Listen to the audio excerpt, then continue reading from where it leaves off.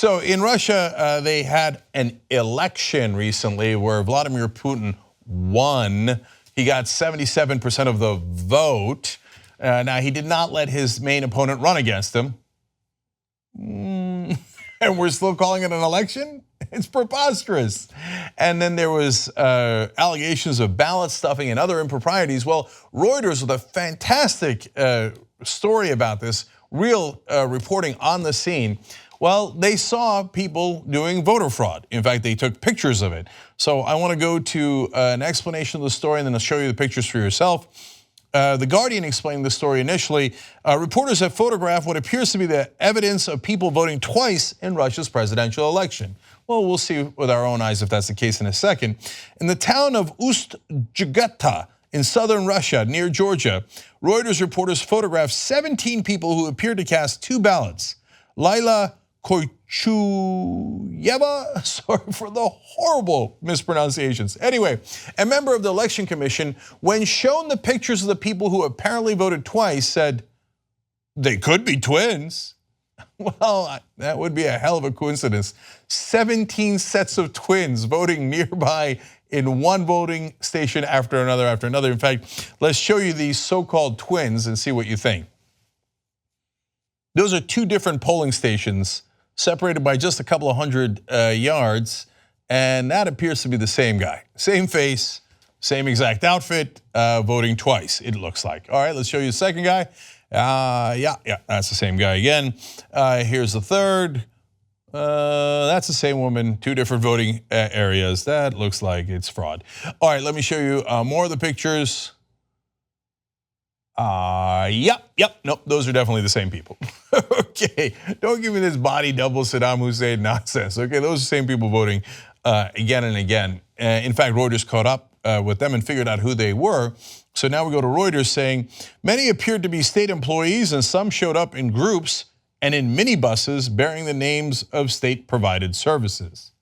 Gee, I wonder who put them up to it. I can't quite tell. Approached about the incident. Okay, this is great. Actually, before reading this to you, let me explain to you. They caught up with one of the women. They had pictures of her voting in polling station 215 and 216. Okay, so they asked her about it, and then they explained this way. Approached about the incident, this woman said she had voted only once at a third polling station, number 217. Oops. She's like, no, I only voted once. I voted at 217. Well, we got pictures of you at 215 and 216. Oops. So they voted at least twice, but perhaps far more than that. And Reuters explains this is a practice known in Russia as a carousel. If it's common enough to have a name, it's probably something that's done quite often, at least during the reign of Vladimir Putin. Now, one more from Reuters here.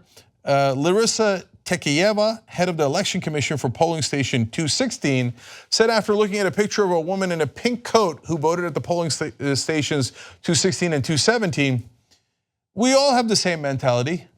We all look alike.